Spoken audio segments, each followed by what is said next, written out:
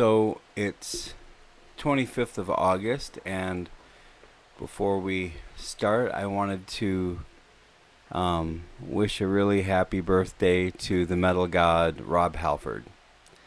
Happy birthday, Rob. Another amazing Virgo, and I think he's clean and sober like 35 years or 100 years or something like that.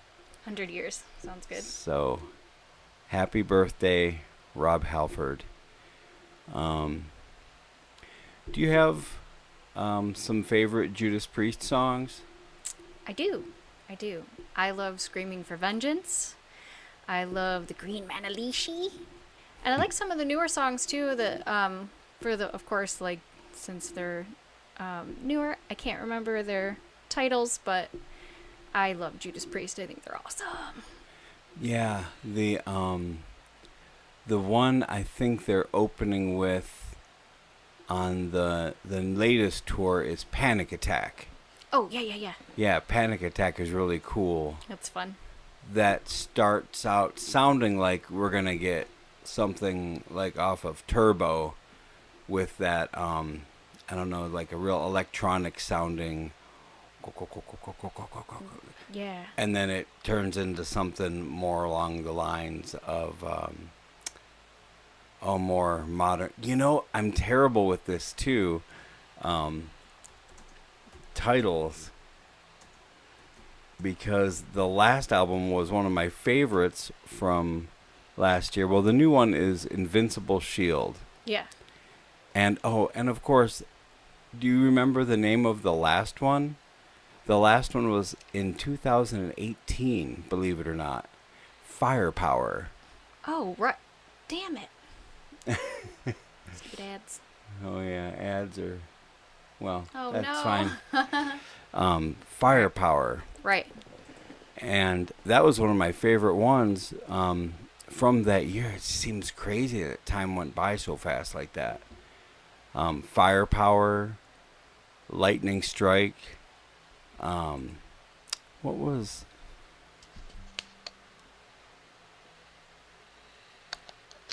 Oh my gosh, I don't... The names of these songs, the two that I remember off the titles are Lightning Strike and Firepower. Yeah. But there's other ones too. I just don't know. When I look at the names of these, Rising from Ruins, Guardians, Necromancer, like I would probably know them if I heard them. Yeah. Titles always escape me. It's terrible. Someone Yeah. were to quiz me, I'd be like, that one, that goes like... Right. And on the new one, Panic Attack, Serpent and the King, that was a good one. Yeah. Invincible Shield, the title song, and oh my gosh, yeah, Devil in Disguise, I know that one. So anyway, yeah, that just doesn't speak to their songs not being memorable, but to my memory. Yeah, because we're getting old. Yeah, I guess so.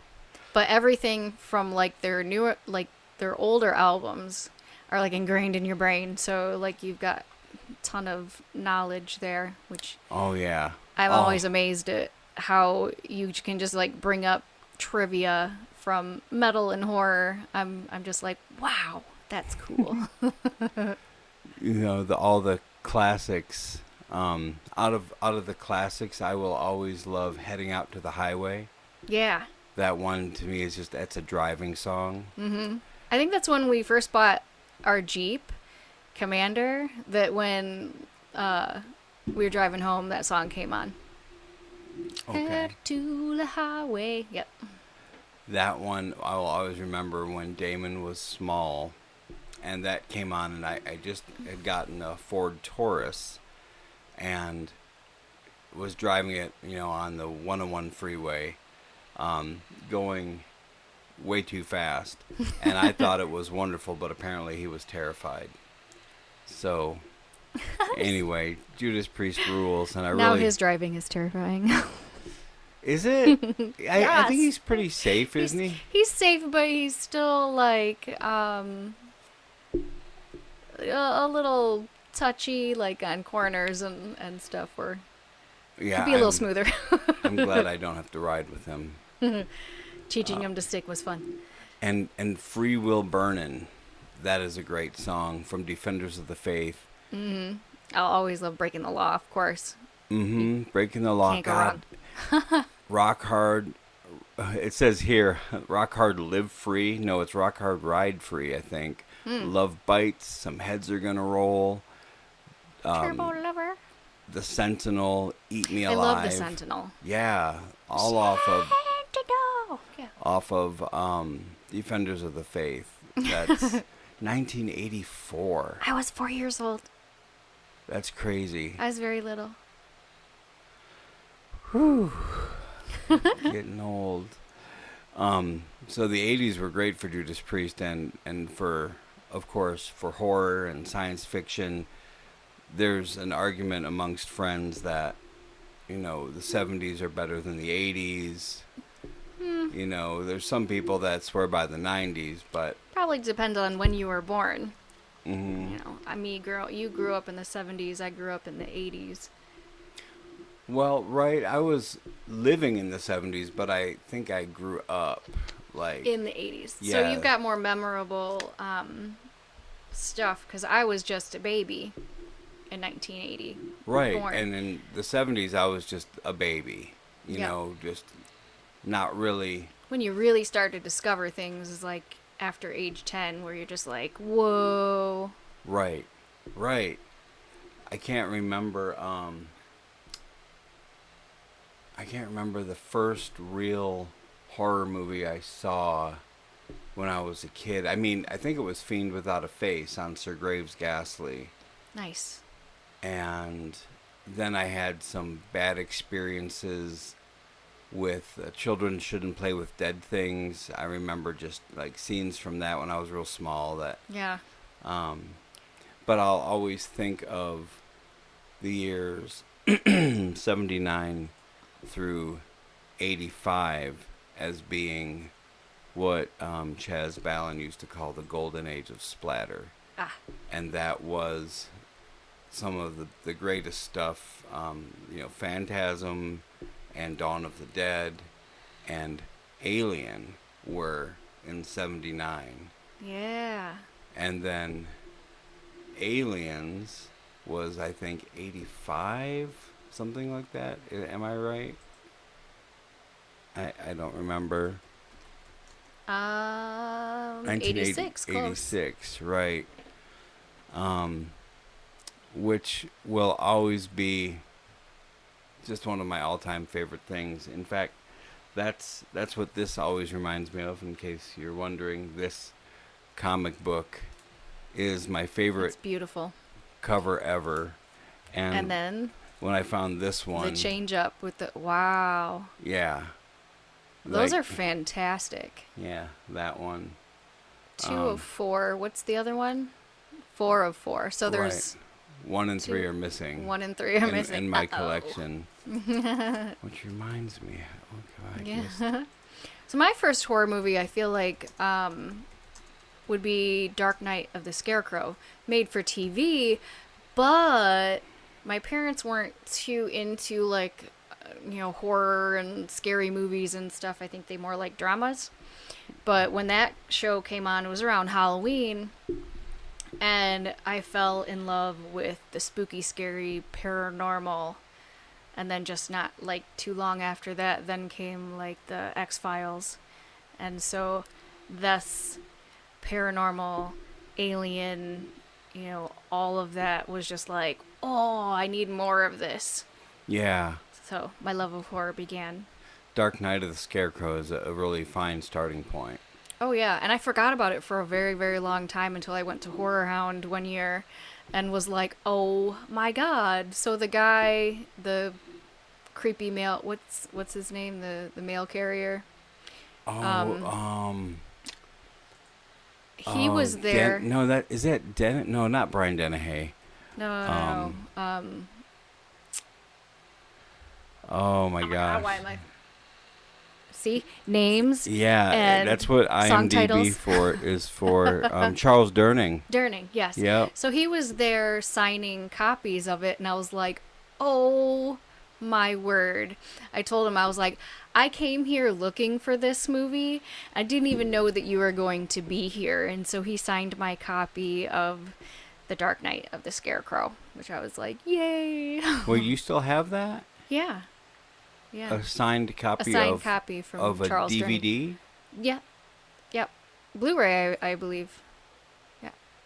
I don't know where that's at. It's got to be in our collection of 800,000 movies we have. Yeah, that's so cool. Yeah, it was awesome.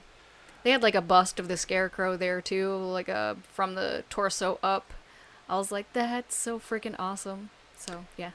Yeah, the sequel that I recently found out that was made is such garbage. I can't imagine it just being as bad as it is. Right. When I think made for TV, I think like Lifetime movies, which are terrible. Oh, it's so bad. That's a whole nother topic. Yes. But Alien and Aliens, of course, kind of brings me to Alien Romulus, which is kind of like Alien 1.5. Yeah. And so we saw this a couple weeks ago, like I think we saw it opening night. We were going to see it Thursday Yeah, we ended up seeing Friday. because we were doing the podcast with the Ghoulcast on Thursday. That's right. And I was like, if we have to cancel this and we miss the movie Thursday night, I'm going to be mad. But it was worth the wait. And so I guess what everybody already knows is that it's directed by, how do you say his name? Fede? Fede? Fede? Fede? Fede Alvarez? Alvarez. Yeah. Produced by Scott Free Productions. Set between the events of Alien and Aliens. Stars Kaylee Spaney, David Johnson, Archie Renault, Isabella something or other. Mercedes. And Spike Byrne. yeah, I mean anybody Ian can Whoop. read about it and find out. You know, it's a group of downtrodden young space colonists in pursuit of better life conditions who encounter hostile creatures while scavenging a derelict space station. Fun. So, why don't you? What do you think? Give me some Scara insight. I had a whole lot of fun. Watching that film was like bringing me back to like a couple of different movies. Like first off, like the first Alien film. A little bit of Prometheus kind of vibes going on there, especially in the space station itself with the black goo. And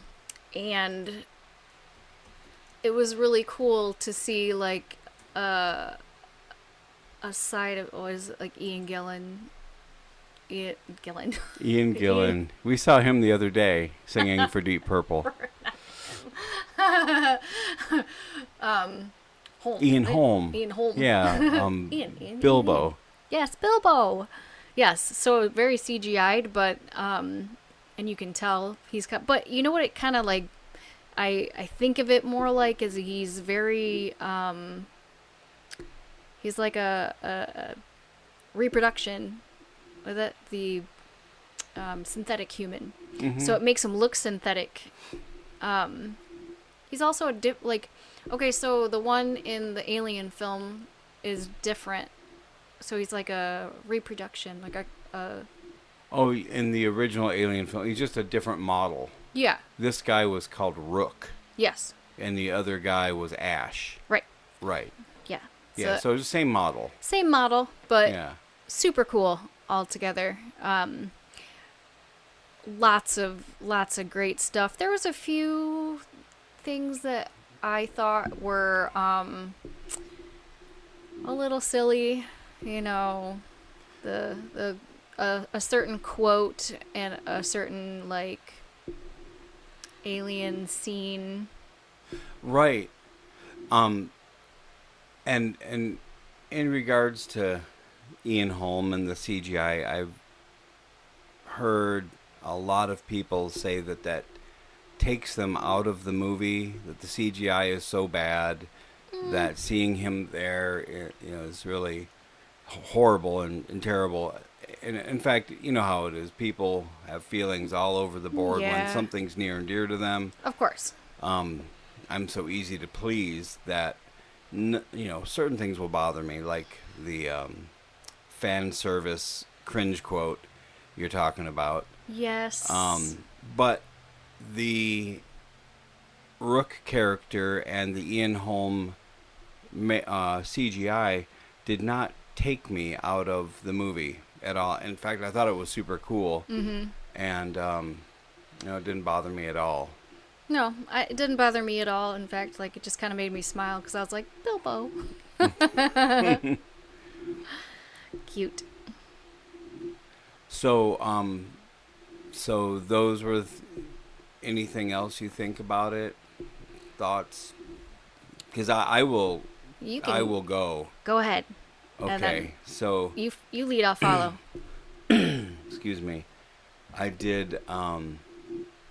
I've decided that I'm going to do these 60-second movie reviews on TikTok, which I cringe at the thought of even using it, but there's lots of cool things. I mean, you see people doing all this stuff, and I was like, oh, there's this thing where you can just press 60 seconds, Yeah. and it'll just shoot you for 60 seconds, and I thought I will do these movie reviews, 60 seconds. So my first one that I did was for Alien Romulus, and it got the most views out of anything that I've ever done on that station, on that site, whatever, that radio station. On your channel. Yeah, on my channel. For me, a couple thousand was kind of pretty amazing just to go like, oh, in a day, like it was viewed 2,000 times. But the short version of that there is that I'm easy to please. I love aliens. I love monsters. I was quoting the cover of Fangoria magazine, monsters, aliens, bizarre creatures. Like, I love all that stuff. And I love practical effects, which this had a lot of. Mm-hmm.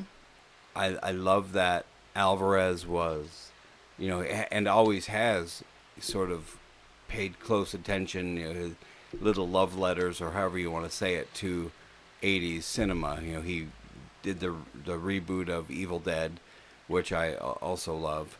Same. And so he really has a lot to put into this. I'm easy to please with that. I love practical effects. I love the creatures. Some of the characters I liked, some of them I didn't. And the aforementioned fan service cringe quote was so not needed. No, it was not. And then Wasn't. at Kind of made me smile in the beginning, though. Like, I was yeah, like, oh, okay. I okay. knew but he then was I was gonna kind of like, say it. yeah. I knew it when he's, and for those that haven't seen it or whatever, sorry, but as soon as he said, "Get away from her," I was like, "Don't." Don't do it. Don't. And then he said, "You bitch." You Like, bitch. oh no! Stop! But his character, the synthetic person, Andy. Andy, right? So wait, who's that? David Johnson? Mm-hmm. He was great. I loved him. He was really sweet. Yeah, and in the arc of his character when he had the other chip inside of him, Mm-hmm. all that stuff was really compelling. And and then the last thing that I made a point of on my little 60-second review was that I didn't care for one of the aliens in the movie, because I love all of the other ones. I love the face huggers and chest bursters and all that stuff, all the different new kind of stuff. But the final Alien, which is that apparently, I don't know if it's true or not, but it's that basketball player from Russia that's like 7'10" or something. Yeah. He's huge. Yeah, I just didn't like the design. The eyes were weird. Like okay, so you've got like the human alien hybrid and I get that, but it kind of like goofy. Very strange looking. Yeah, I didn't care for the design. And there's been other ones. There was another hybrid that was created in Alien Resurrection that I hate that movie, but I liked the creature. The creature for me was better than the movie, but Right. This design, no, I Was didn't care for this one. In Resurrection, that was Ripley 8. That's her like clone, Ripley's clone. Yeah, it and was then like real big. They give her a implanted baby. Yeah, and the creature wasn't bad, but I hate that movie. So, but yeah, I think I've only seen it once. Oh, you're lucky. Yeah, there's something about and again, this is just nitpicky. Yeah. For people that complain about things like, okay, if you don't like it, go make your own. Okay, but I really did not like in Resurrection the way that the creatures look. There's something about their mouth that wasn't, just wasn't quite right. Yeah, it's different. I don't know. Didn't like it. Don't care for those. But as far as Romulus goes, I said, I liked it. I would see it again at a matinee, and maybe there's so many ads that pop up. I guess we could just leave it go. It doesn't really matter. We're not. Oh no. 6 seconds. What's that? Blink twice. Oh wait, is that the one with Channing Tatum? Yeah. Okay. Anyway, yeah. So like I said, I enjoyed it. Maybe one day if there's a physical release for it. Like I don't know if they release everything on DVD anymore, but if there's a physical release and it goes to a used store like Disc Replay, and one day it's $5, I'll buy it. If there are toys that come out for Romulus, we'll probably get some. Like this. Yeah, this the little one. mouth comes out. Wait, does it? Yeah, watch. You push ahead. And Oh, okay. I don't even think I ever noticed that. Can you see that? That is that's the Walmart one. Yeah. Yeah. Alien Queen. Yeah. That it was like They made a red one too. Yeah, I wish I would have got that one too. Now, I so remember they at the can fight. time it was like the whole advertisement for that was for children. It was like playing to children, the product design and everything else. That came out at the same time with some Predator ones. Oh yeah. And the box, the whole design, it was like, it looked like it was made for children. And that one was only like $20, I think. We got it on clearance though for $8 or something like that. Yep. I remember I waited. I'm like, I don't. It'll come. Yeah, and now that we did get it, like a couple years later or whatever, I'm so glad we did, because it's really cool. Yeah, it's gonna be our little centerpiece for our podcast. Yeah. Check it out. Yeah, she's really cool. I didn't know which ones to bring back, but I just thought, like, well, We have a whole grip of them.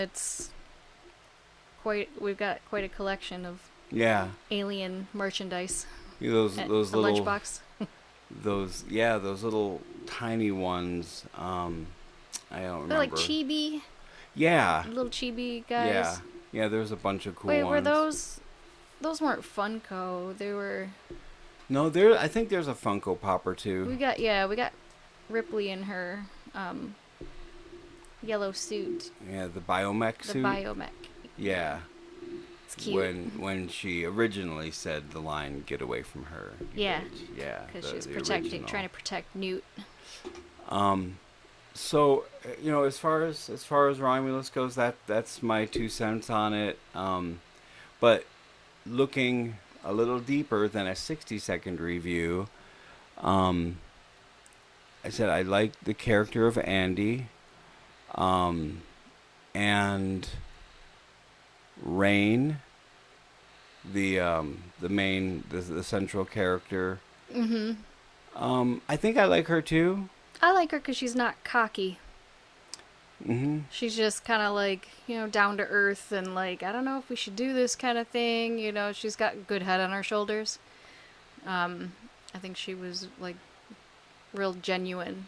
Yeah, and she cared about her brother, the synthetic person, Yeah. Andy. She like genuinely cared about him, and I think she was like torn between like genuine feelings for him as a person, and then the kind of situation where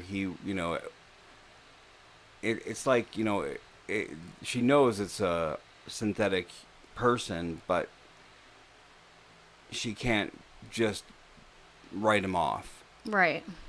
There's like a general consensus amongst the other characters, like especially the asshole, just like, oh, fuck him. You could say and do whatever you want to him. He's not real, And I think there's a part of her that plays into her character.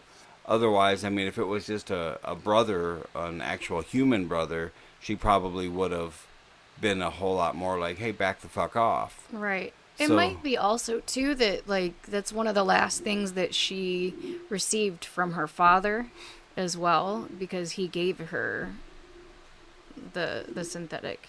Yeah, So, Andy. Yeah, and he programmed him to be her guardian, basically. Yeah, to do what's best for her. Mm-hmm. Yeah. Yeah. it's So, but there was still that element of, because he was not human, that she wasn't just immediately standing up for him as she probably would have for a human person. sweet. Right. So, but yeah, I did like her. I'm glad she wasn't cocky.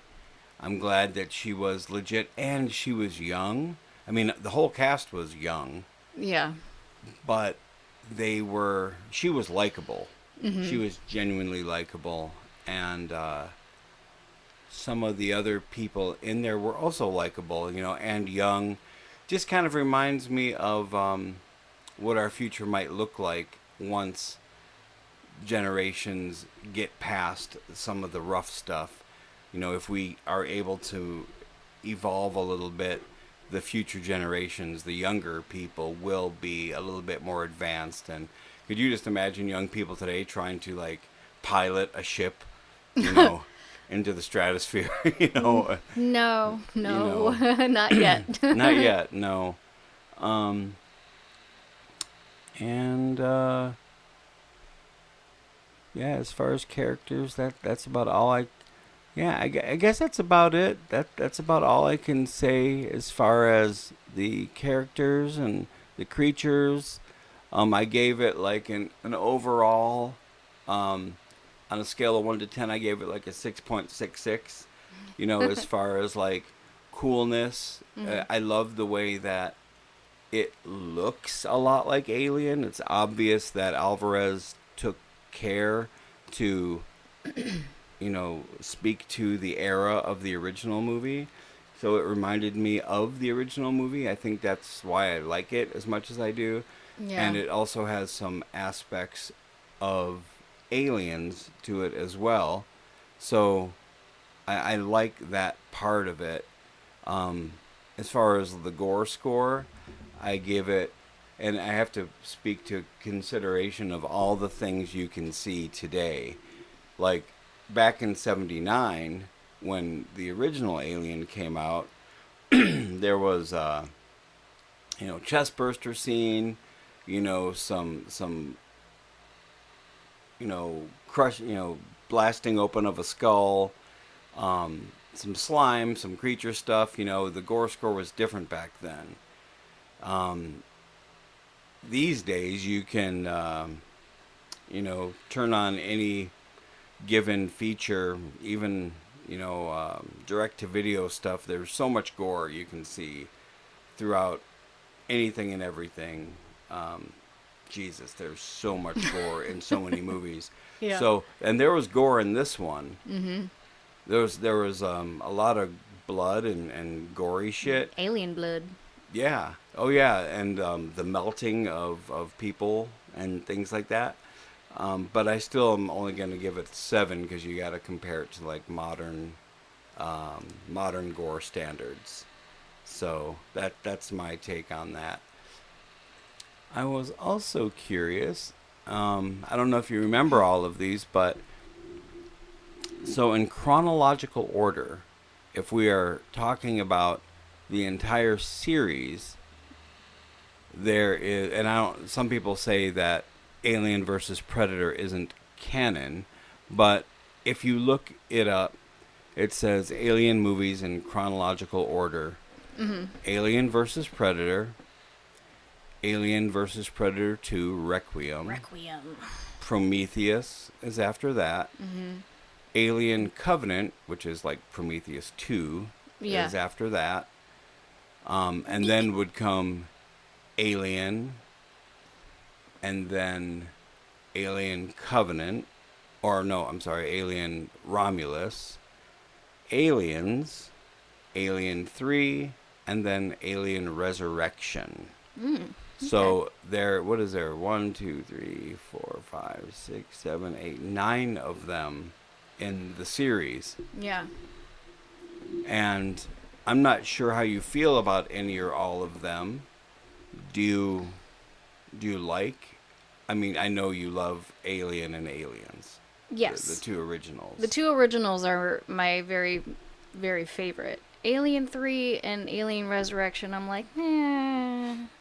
Of course, I love Alien versus Predator. Both of those films I thought were fun because I do really like Predator.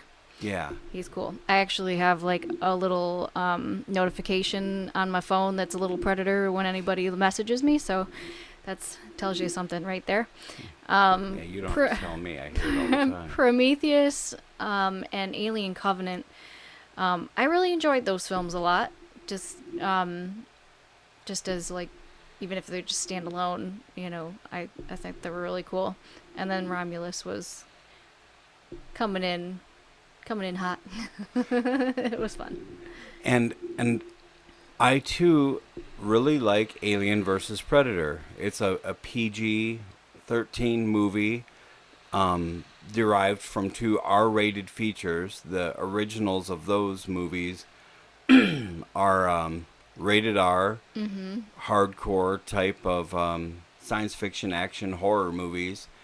And I remember at first, when I first saw Alien vs. Predator, there's one scene at the end when the lead female and the Predator are working together, and they're running together like Batman and Robin away from like an explosion. Yeah. And I was, at that time, I was like, you gotta be fucking kidding me. Right. This is stupid. But as I go back... I totally wanted to be her. Oh, right? Yeah, I mean... revisiting it over the years, I'm like, oh, I really like this movie.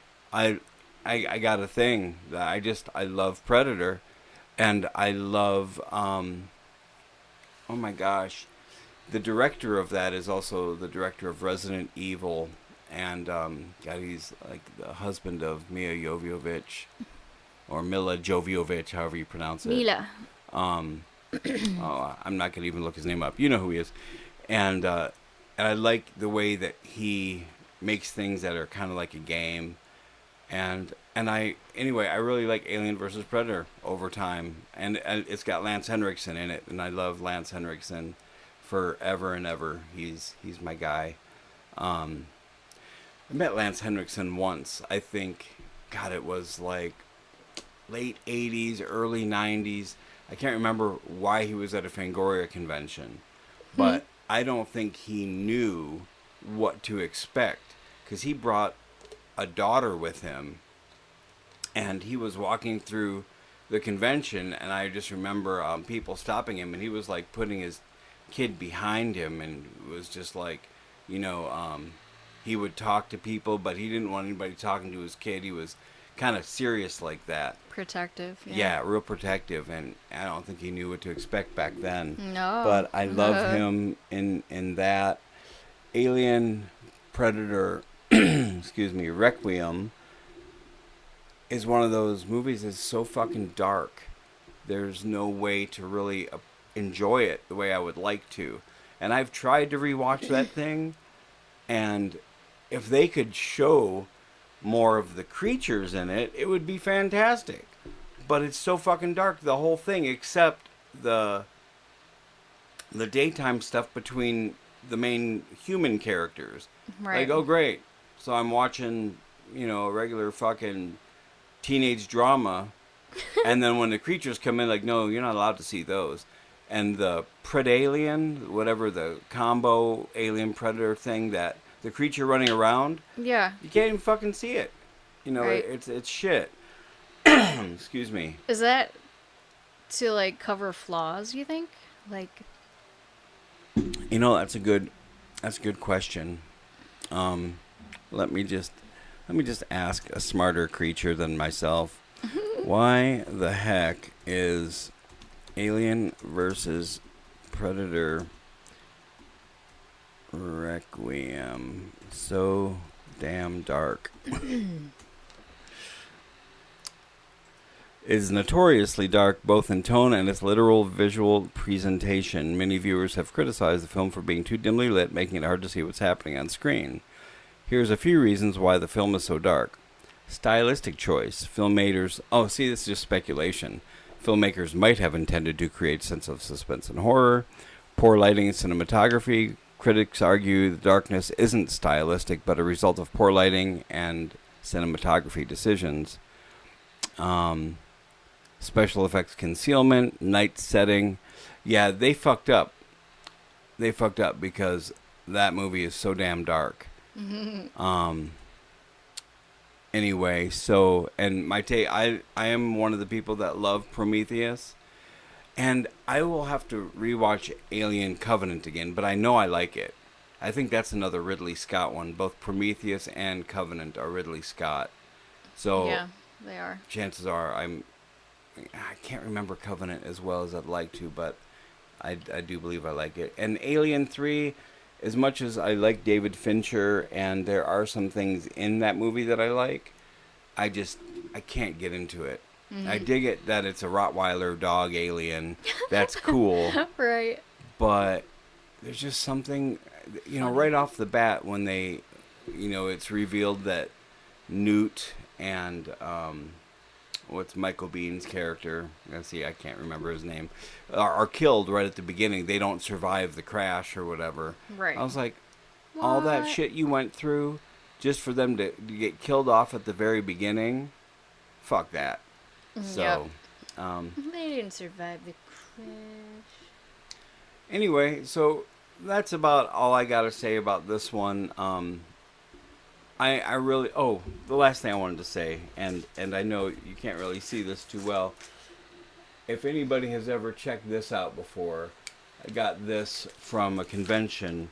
The illustrated story by Archie Goodwin and Walter Simonson, based on the movie Alien. This was a magazine or a book that was put out by my all-time favorite comic book magazine, Heavy Metal, that this fucking guy, I can't remember his name, the guy that sold it to me. He knew me, but I couldn't remember him.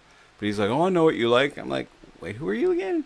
Oh, like, yeah, you're a really friendly guy, but he just knew when he brought this out that I would end up buying it. And the art is straight out of Heavy Metal. That's awesome. Yeah, and it's you can't really see this too well, but for those of you that give a shit, I guess you could look it up online. But Heavy Metal presents Alien, the illustrated story.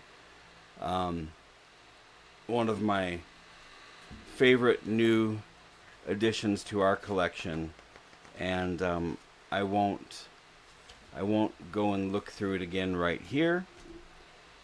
But yeah, that's what I got. Yeah. How about you? I didn't bring anything with me.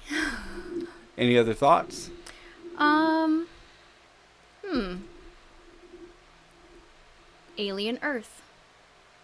What's Have you heard that there is going to be a TV series called Alien Earth, and it should be coming out at the beginning of next year? No. Yep. Is that real? Yeah. Yep. It's an upcoming science fiction horror television series written and directed by Noah Hawley, based on the Alien franchise. Oh, no Serve shit. as a prequel and will be set 3 decades before the events of the 1979 film Alien. Oh, no shit. No. It'll no. be released on FX, and I think we should probably re-up our Hulu. Yeah, I agree. Oh, that looks great. It's a real thing. It's a real thing. Wow. Alien Earth. Ta-da! Yeah, thank you. Yeah, I'm all about it. There was something one other canceled Alien 5. Have you heard about that? No. Okay. Neil Blomkamp, he did oh Lord, gosh, what did he do? What's his, everybody knows who he is, but District 9, Elysium, Chappie, the director of all those. Right. He was doing an Alien sequel.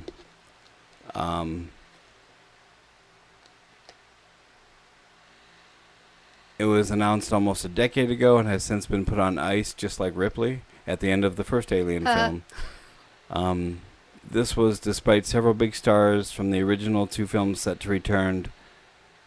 What happened? Well, I won't go into all that, but yeah, that was supposed to be Alien 5. Neil Blomkamp's Alien movie would have ignored Alien 3 and Alien Resurrection, and it was tentatively titled Alien 5. And that would have been great. I don't always mind when people skip over and reboot or, revamp things. I don't always mind that. Sometimes it works, sometimes it doesn't with movies. Like, then you get all these different timelines, like the Halloween timeline, or, Texas Chainsaw Massacre. Like, how many different versions of this or, sometimes it works, sometimes it doesn't, but... So that's been canceled and, for a long time kind of forgotten about. But Alien Earth sounds great. Yeah. That's cool. Have you seen any of the little short films from... There's got, 40th anniversary films. There's, a few of them. So there's Alien Containment, Alien Specimen, Alien Night Shift, Alien Ore, Alien Harvest, and Alien Alone. All were made in 2019, which... I have not seen any of these. I didn't even know they existed until now.